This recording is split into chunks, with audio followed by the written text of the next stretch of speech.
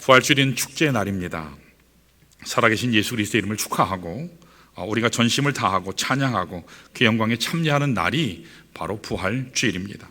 사실은 주일마다 우리가 예배를 드리는 근거도 바로 이 예수님의 부활 사건에 있죠. 주님이 부활하셨기 때문에 오늘이 예배의 날이 되고 축제의 날이 된 것입니다.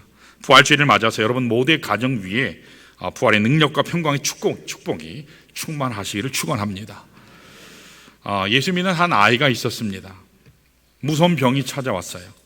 초등학교 6학년 때부터 시작되는 그 병이 대학을 졸업할 무렵까지 계속됐습니다. 거의 몸을 가눌 수 없을 지경에 이르게 됐습니다.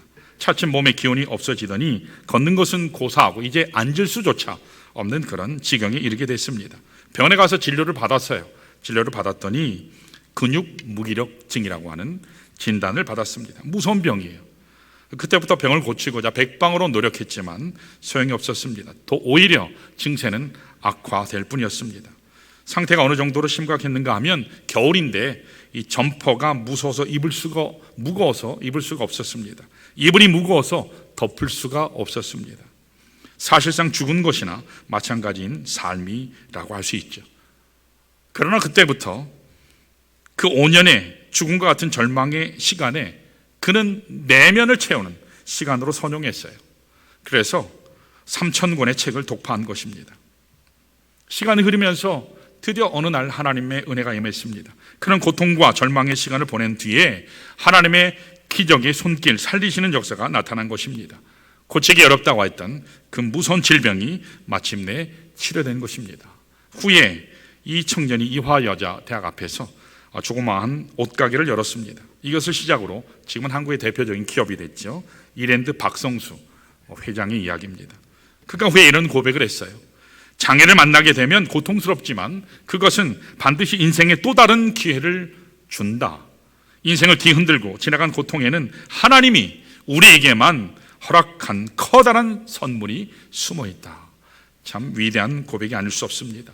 사랑하는 여러분, 오늘 여러분과 제가 인생을 살아가다 보면 반드시 한 번 이상은 절망의 무덤에 갇히는 고통을 당하기 마련입니다. 여러분들도 그와 같은 고통을 경험하셨을 것이고 저도 마찬가지로 그러한 고통을 경험한 적이 있습니다. 모든 사람에게는 예외 없이 한 번 이상은 절망의 고통이 찾아와요.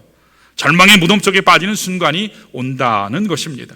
그러므로 내가 어떤 절망에 빠졌느냐, 이게 중요한 것이 아니라 어떻게 하면 비록 내가 절망 속에 빠져 있다 할지라도 이것을 빠져나올 수 있을 것인가, 여기에 관심하는 것이 중요합니다.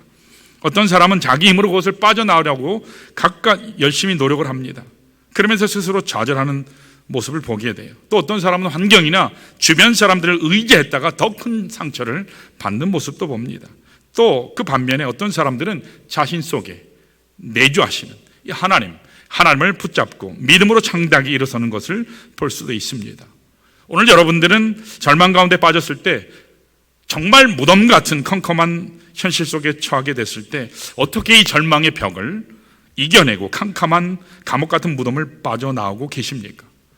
어떻게 하면 우리가 죄악의 이 고통 속에, 최악의 인생의 아픔 속에 처한다 할지라도 그 고통의 현장을 빠져나와서 저 장대한 빛을 내는 인생으로 살아갈 수 있을까요? 제가 결론적으로 먼저 말씀드리면 믿음 가지면 가능합니다. 믿음 가지면 살 수 있습니다. 믿음 가지면 새롭게 되는 역사를 맞이할 수 있다는 것입니다. 우리가 다른 것은 아무것도 소유하지 못해도 하나님을 향한 이 믿음 가지시기를 축원합니다. 믿음 가지면 잘 될 줄 믿습니다. 하나님께서 우리에게 능력을 공급해 주셔서 최악의 죽음과 같은 무덤에 내가 갇힌다 할지라도 우리는 반드시 살아서 나올 수 있습니다. 오늘 같이 봉독한 본문을 보시면 너무 잘 아는 말씀이죠. 좋은 예가 나와요. 요한복음 11장에 나오는 이 사건은 우리가 모두 잘 아는 나사로의 죽음에 관한 스토리입니다. 여기 나사로, 마리아, 또 마르다 세 남매는 베단이라고 하는 곳에 살고 있었죠.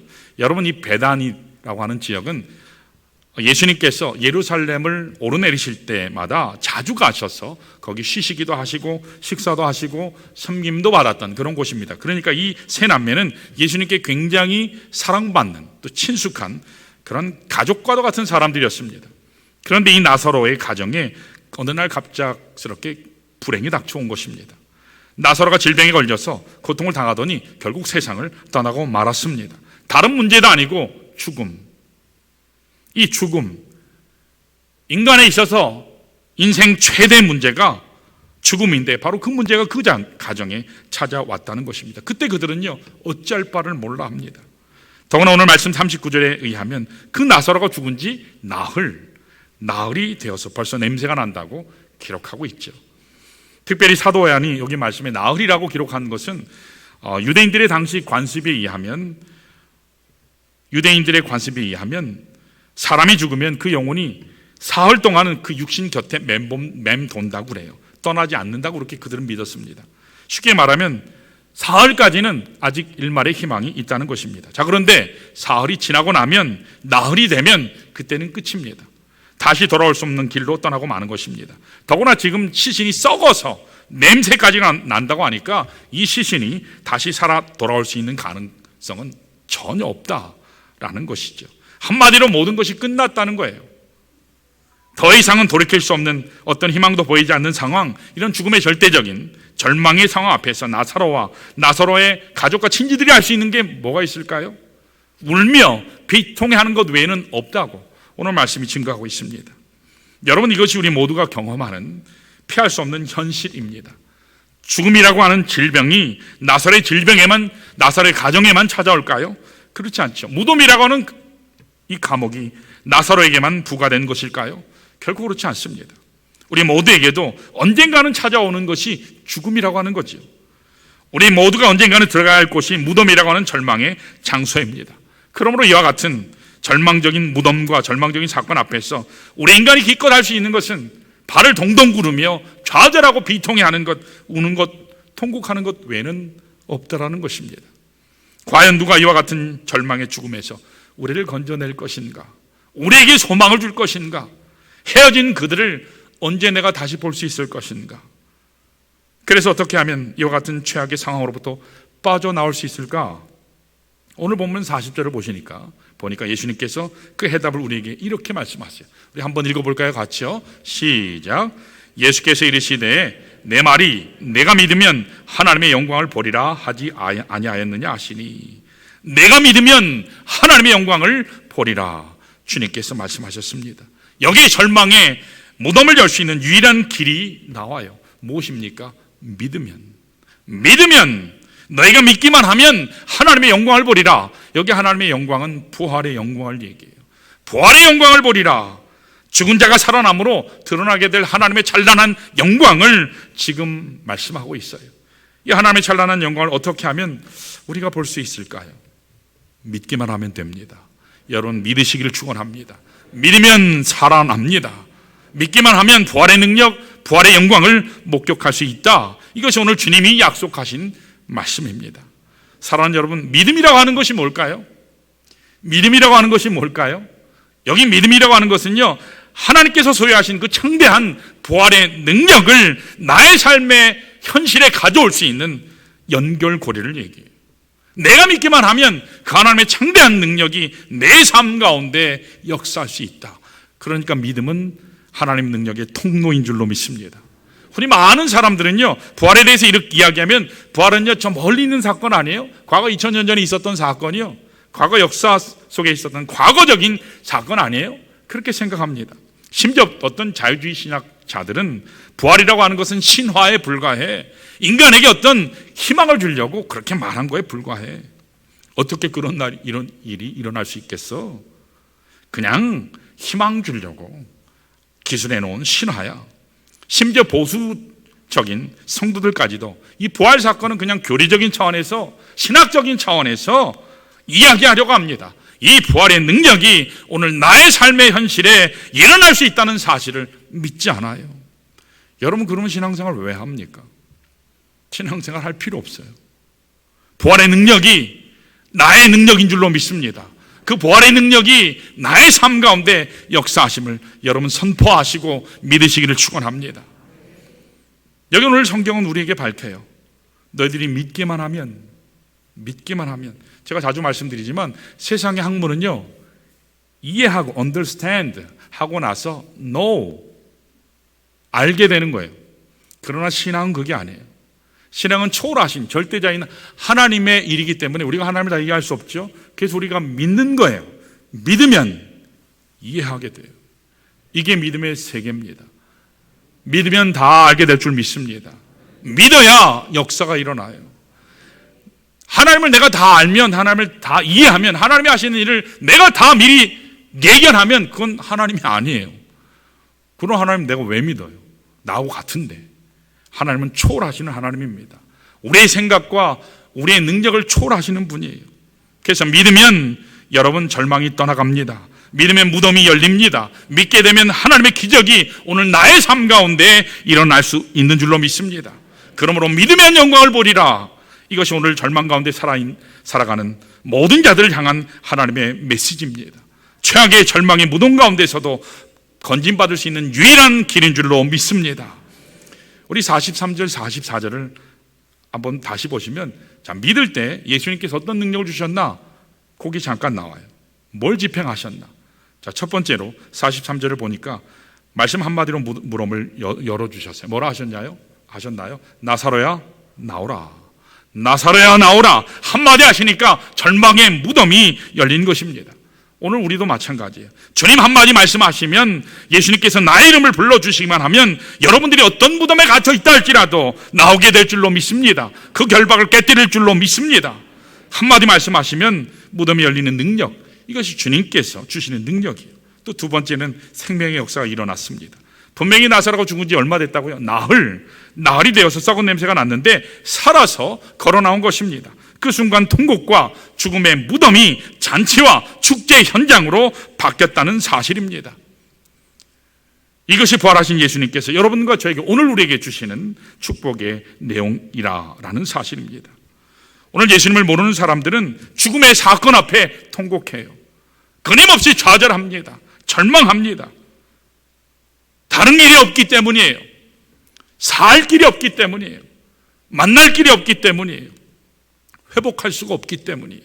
그런데 예수님은 인간의 최악의 절망인 그 무덤 앞까지도 축제 현장으로 바꾸시는 능력자이신 줄로 믿습니다. 예수가 나와 함께 하시면 어둠도 하나님께서 주시는 은혜 현장으로 바뀝니다. 축제 현장으로 바뀝니다. 잔치의 자리가 될 줄 믿습니다. 이것이 예수가 가진 부활의 능력이에요. 세 번째로 결박을 풀어주셨어요. 자유케 하시는 주님의 능력이 오늘 말씀 속에 제시되고 있습니다. 나사로가 살아서 나오긴 했지만 본문 44절 상반절을 보시니까 이렇게 나오죠. 죽은 자가 수족을 배로 동인 채로 나오는데 그 얼굴은 수건에 쌓였더라. 꼼짝도 못하고 나오죠. 자, 그런데 예수님께서 뭐라고 말씀하십니까? 하반절에 예수께서 이르시되 풀어놓아 다니게 하라. 풀어놓아 다니게 하라. 그 순간 나사로가 비로소 자유하게 된 것입니다. 오늘 많은 사람들이요, 교회를 다닌다고 얘기해요.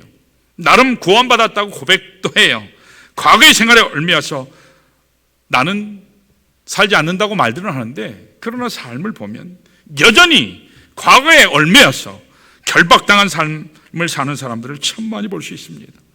아직도 끊어버리지 못한 과거의 습관 가운데 붙잡혀 있어요. 아직도 끊어버리지 못한 과거의 상처, 실패, 두려움이 오늘 나의 삶을 묶고 있을 때가 참 많습니다. 심지어 예수를 믿은 이후에도 악한 영에 끌려다니면서 그 공격에 어찌할 바 모른 채 묶여 사는 사람들이 참 많습니다. 그런데 이와 같은 결박을 누가 풀 수 있다는 것입니까? 예수가 풀 수 있습니다. 예수의 십자가가 풀어냅니다. 예수를 믿으면 주님이 풀어주신다는 것입니다. 오늘 예수님은 우리의 모든 결박을 푸셔서 자유를 주시는 능력의 하나님이 되시는 줄 믿습니다. 그러므로 우리에게 가장 중요한 것은 믿음이에요. 믿기만 하라. 믿기만 하라. 여러분, 두려움의 반대가 뭔지 아세요? 두려움의 반대가 믿음이에요. 믿음의 반대는 두려움이에요. 여러분, 두려워하면 못 믿어요. 여러분, 믿으시기를 바랍니다. 우리가 하나님 앞에서 할 수 있는 것은 믿는 것밖에 없어요. 다른 믿음이 아니라 하나님의 영광을 보는 믿음이 필요합니다. 부활의 생명을 직접 목격할 수 있는 믿음이 필요해요. 이 믿음만 우리에게 분명하면 어떤 어려운 사건, 어떤 환경 가운데서도 우리를 공격하는 수많은 사탄의 역사가 있을지라도 우리는 반드시 승리할 줄로 믿습니다. 자, 어떻게 할 때 이와 같은 믿음을 우리가 소유할 수 있을까? 이 두 가지만 볼까요? 자, 따라합니다. 주님 사랑을 인식해야 한다. 여러분, 주님의 사랑이 어떠한지를 먼저 알아야 돼요. 그래야 이 부활의 능력을 우리가 소유할 수 있습니다. 여러분, 우리 믿음이라고 하는 것은요, 그냥 안 자라요. 믿음은 들음에서 자라지요. 여러분, 주님에 대한 사랑을 알 때부터 믿음이 자라기 시작합니다. 흔히 기독교 신앙에서 말하는 믿음을 많은 사람들이 착각하는 것이 도식이다. A, B, C, D 이런 식으로 시스템을 가지고 체계를 잡으면 믿음이 성장할 줄로 아는데 그거 아니에요. 그거 완전히 잘못 아는 겁니다. 믿음은요, 관계성이에요. 성경이 말씀하는 믿음은 관계를 얘기해요. 릴레이션십을 얘기해요. 주님과 우리의 관계성을 말하는 거예요. 내가 하나님을 어떻게 알고 있느냐, 내가 하나님을 어떻게 사랑하느냐, 그것이 관건이에요. 주님과 우리의 관계성을 말하는 것이기 때문에 믿음이 바르게 성장하려면 먼저 하나님 사랑을 내가 알아야 돼요. 하나님이 이처럼 나를 사랑하셨구나. 온 우주에 나 하나 있다 할지라도, 죄인된 나 하나 있다 할지라도 그 독생자, 하나님의 전부이신 아들을 내어주실 만큼 나를 사랑하시는 분이시다. 그것을 여러분 알아야 할 줄 믿습니다. 그걸 알면요, 그 주님 사랑 앞에 내 사랑을 드리게 돼 있어요. 그때 올바른 관계가 정립이 되는 것입니다. 자, 35절을 우리 한번 볼까요? 예수님께서 나사로가 죽었을 때 나사로 앞에 보이셨던 반응이 어땠죠? 같이 한번 읽을까요? 시작. 예수께서 눈물을 흘리시더라. 굉장히 짧죠. 성경에서 이게 헬라어에서도 두 단어고 영어에서도 두 단어예요. 제가 아는 한 신약 성경에서 제일 짧은 구절이에요. Jesus wept. 예수께서 우셨다. 가장 짧은 구절이에요. 예수님께서 눈물을 흘리셨다. 아주 짧지만 이 표현 가운데 우리를 향한 주님의 심정이 담겨 있어요. 여러분, 예수님은 우리가 고통당할 때 멀리 서서 구경하시는 분이 아니에요. 너 말 안 듣더니 잘 됐다 이놈. 그렇게 결코 말씀하시거나 그렇게 행동하시지 않습니다. 내가 고통당할 때 내 곁에 다가오십니다. 함께 아파하십니다. 내 아픔을 함께 붙잡고 계세요. 같이 울어주십니다. 그게 하나님이에요. 우리가 이 사실을 기억할 때 잘할 수 있어요. 세상 사람은요, 내가 뭐 좀 잘 되면 샘내잖아요. 세상 사람들은요, 내가 잘 될 때는 내 옆에 있지만 좀 안 되면 다 떠나요. 다 떠나요. 그러나 주님은 언제나 함께 하시는 줄로 믿습니다. 우리가 예수 믿으면서도 가끔 이런 생각할 때가 있어요. 예수님은 우주 만물을 다스리시는데 크신 하나님이신데 그 크신 하나님이 뭐 내 작은 속사정까지, 나의 아픔, 나의 눈물까지 어떻게 그걸 살펴주실까, 아실까? 그렇게 우리가 생각할 때가 가끔 있죠. 그러나 주님은 다 아십니다. 주님은 다 아세요. 가장 작은 소자의 마음 속에 있는 작은 눈물 하나까지도 주님은 알고 계십니다. 나는 내 스스로도, 나 스스로도 알지 못하는 아픔의 신음소리까지도 주님께서는 다 들어주신 줄 믿습니다. 만져주세요. 회복시키십니다. 치유하십니다. 우리가 이 하나님 사랑을 바로 알게 되면 우리가 어떤 어려움을 당한다 할지라도 믿음이 쇠하는 것이 아니라 오히려 참된 믿음 가운데 성숙하게 될 줄로 믿습니다. 사도 바울은 로마서 8장 32절에 하나님이 우리에게 주시는 사랑의 축복을 이렇게 묘사해요. 우리 한번 같이 읽어볼까요? 같이 읽습니다. 시작. 자기 아들을 아끼지 아니하시고 우리 모든 사람을 위하여 내주신 이가 어찌 그 아들과 함께 모든 것을 우리에게 주시지 아니하겠느냐. 아멘. 우리는 내가 지금 필요한 것을 하나님이 주시지 않으면요, 하나님 나 사랑 안 한다고 생각해요. 하나님이 내게 기도 응답 안 했다고 생각해요. 때때로는 섭섭한 마음을 가져요. 때때로는 야속하다가 못해 막 원망까지 나오죠. 자, 그런데 사도 바울은 이렇게 말씀해요. 아니라는 거예요. 그렇지 않다는 거예요. 가장 소중한 독자 아들까지라도 아낌없이 주시는 그 하나님이 아낄 것이 뭐가 있냐는 것입니다. 오늘 하나님이 여러분들을 사랑하셔서 독생자 예수를 주셨습니다. 하나님은 천하 만물과도 바꿀 수 없는 가장 소중한 독생자의 생명까지 주셨습니다. 바로 그 하나님이 여러분이 필요하는 것, 여러분이 원하는 것 하나님이 아끼시고 안 주실 리가 있겠습니까? 다 주실 줄 믿습니다. 다 주세요. 하나님의 때에, 하나님의 시간에, 하나님의 방법으로 반드시 주십니다. 여러분, 하나님 사랑을 신뢰하시기를 바라요. 하나님 사랑을 신뢰하면 내 삶 가운데 막힌 담이 도처에 깔려 있고 웅덩이들이 사방에 깔려 있다 할지라도, 그러나 하나님은 이 모든 것을 다 아신다. 언젠가 반드시 하나님이 내 삶을 회복하신다. 언젠가는 내 삶을 더 빛나게 해주신다. 가장 형통스러운 삶을 살게 하신다. 믿고 나아가야 할 줄로 믿습니다. 그러므로 오늘 하나님의 사랑을 신뢰하는 사람은요, 환경이 아무리 변해도, 주어진 여건이 아무리 악해져도 결코 하나님 사랑에서 멀어지지 않는 줄 믿습니다. 더 믿음 앞으로 나아가는 줄로 믿습니다. 하나님 앞에 더 확신으로 여러분 나아가시기를 축원합니다. 자, 이와 같이 우리가 성장해 가려면 다른 무엇보다도 필요한 것이 주님이 나를 얼마나 사랑하시는가, 그것을 여러분 인식하셔야 합니다. 자, 두 번째로 따라 하실까요? 불신의 돌을 제거해야 한다. 두 번째로 필요한 것이요, 우리 마음속에 있는 이 불신의 돌을 제거하셔야 돼요. 여러분, 하나님이 우리를 축복하시거든요. 근데 아무리 축복하셔도 내가 불신의 돌을 다 깔고 있으면 하나님이 축복하시려고 해도요, 다 튀어나갑니다. 예수님께서 아무리 깊은 자신의 사랑을 보여주셨음에도 불구하고 내 마음속에 하나님을 신뢰하지 못하도록 만드는, 가로막는 불신의 돌이 놓여 있으면 결코 우리는 믿음으로 나아갈 수 없어요. 오늘 말씀 39절을 보시면 예수님께서 기적을 행하시기 전에 먼저 분부하신 내용이 나오거든요. 자, 이렇게 말씀하시죠. 뭐라고요? 예수께서 이르시되 돌을 옮겨 놓으라. 돌을 옮겨 놓으라 말씀하십니다. 많은 사람들이요, 이거 잘못 생각하고 착각하시는 게 있는데 뭐냐면, 흔히 이 사건을 놓고 이 예수님께서 능력을 행하실 때 이 돌이 방해가 되니까 이 돌을 치우라고 그런가 보다, 그렇게 생각하는데 여러분, 그거 아니에요. 생명을 살리시는 하나님이 그깟 돌 하나 못 옮기시겠습니까? 하나님의 능력을 집행하시지 못하겠습니까? 오히려 반대예요. 예수님께서 능력을 집행할 수 있지만 돌이 가로 놓여 있으면, 사람들 마음 중심에 돌이 가려져 있으면 주님이 행하시는 능력을 사람들이 볼 수 없기 때문에 그 돌을 치우라고 말씀하신 겁니다. 이와 같은 똑같은 내용이 예수님의 부활 사건 가운데서도 일어나죠. 마태복음에도 나오고 요한복음에도 그렇죠. 예수님께서 부활하신 그 아침에 예수님 무덤가에 갔죠. 여인들이 갔고 제자들이 갔잖아요. 갔더니 천사가 내려와서 어떻게 했죠? 돌을 굴려놓았어요. 그 현장을 보았습니다. 큰 돌을 굴려 놓아 치워놓은 것입니다. 많은 분들이 이렇게 잘못 생각해요. 이 돌을 굴려놓아서 치워놓은 것은 부활하신 예수님이 쉽게 빠져나오게 하시려고, 그렇게 하려고 한 거 아닌가? 그렇게 생각하는데 그거 아니에요. 여러분, 부활하신 예수님은 영광스러운 몸이세요. 시간과 공간을 초월하세요. 돌이 가려져 있어도 나오시는데 전혀 문제가 없어요. 요한복음 20장에 보시면 제자들이 두려워서 문을 꽁꽁 잠그고 있었잖아요. 그럼에도 불구하고 예수님이 그 자리에 나타나셨어요. 주님의 영원한 몸은 그러한 제한을 받지 않으세요.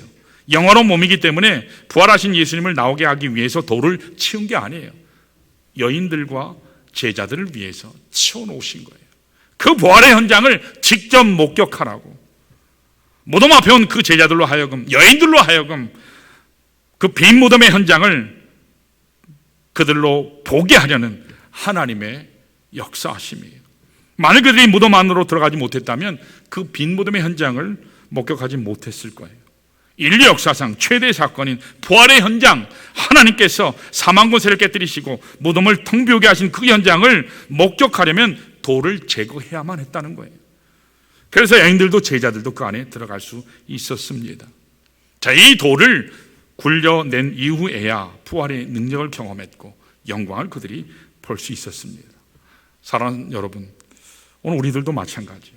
하나님께서 아무리 위대한 능력을 집행하시고 행사하셔도 내 마음속에 불신의 돌이 꽉 차 있으면 하나님이 하시는 일이 하나도 안 보여요.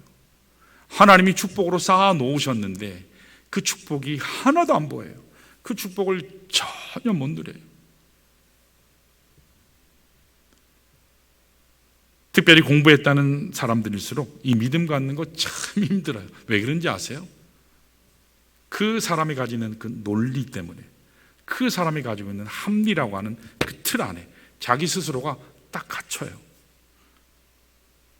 나의 논리가 하나의 불신의 돌이 되어서 앞을 딱 가로막기 때문에 하나님의 말씀이 전혀 안 들립니다. 니키 건불이라고 하는 분이 있어요. 니키 건불. 혹시 아시는 분들도 있을 거예요. 한국교회 이런저런 안 좋은 문제가 있긴 했었지만, 그러나 그분이 하나님 앞에 변화받은 것은 전혀 사실이기 때문에 제가 소개합니다.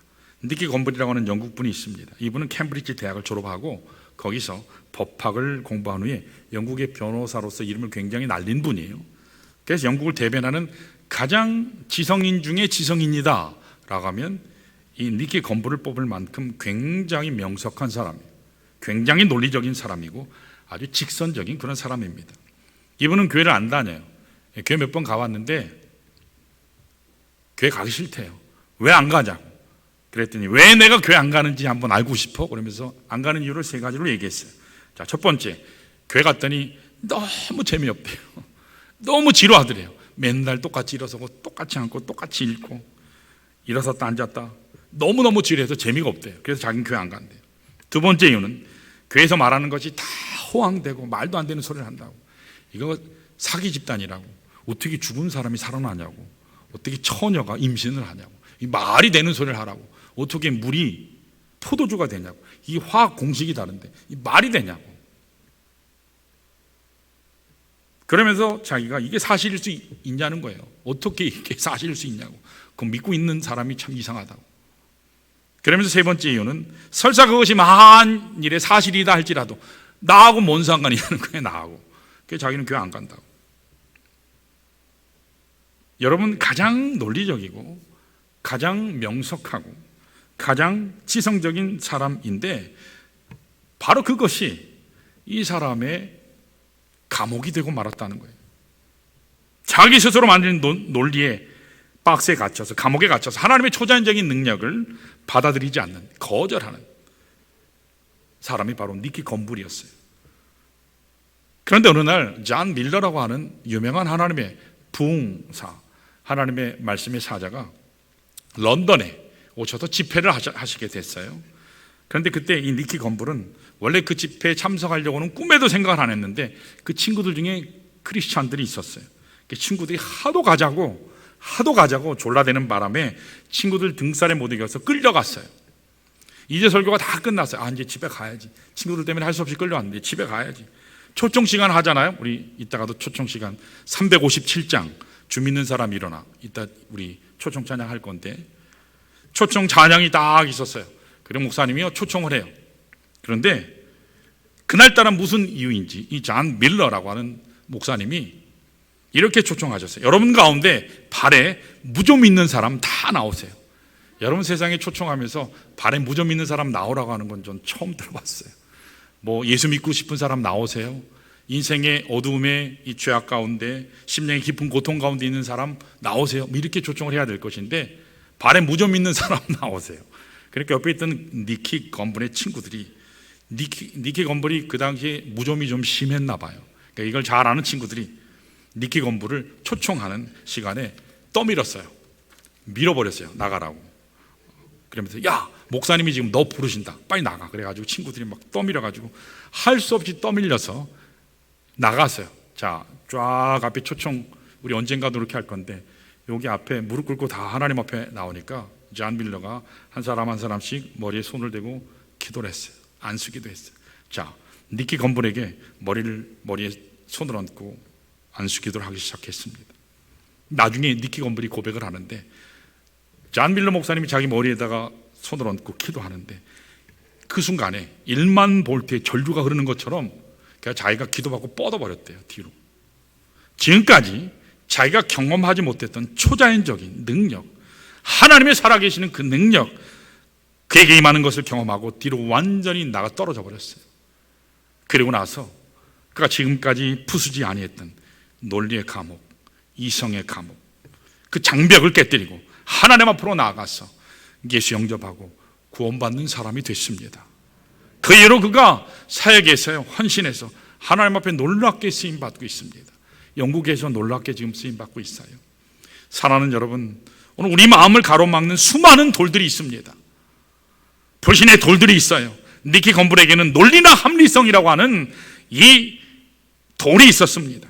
하나님을 믿지 못하는 불신의 돌이었죠. 또 어떤 사람에게는 물질에 대한 욕망, 욕심, 이것이 하나님 앞에 나아가지 못하는 불신의 돌이 됩니다. 또 어떤 사람들에게는 세속적인 이 세속주의가 마음속에 불신의 돌을 만들어서 하나님의 능력의 현장을 목도하지 못하게 만들기도 합니다. 오늘 여러분들이 정말 살아계신 예수님 만나고 싶으면 여러분 마음을 가로막고 있는 이 불신의 돌을 제거하시기를 축원합니다. 어린아이같이 단순한 심령으로 이 시간 하나님 앞에 나아가시기를 바랍니다. 다 내려놓으세요. 믿으면 영광을 보리라. 믿으면 영광을 보리라. 믿으면 하나님께서 살리시는 그 놀라운 역사를 이 시간에 여러분 경험할 줄로 믿습니다. 내 삶이 변화되어 새 삶을 시작할 수 있습니다. 부활의 능력을 보는 믿음 가지면서 여러분 한 주간도 승리하시길 축원합니다.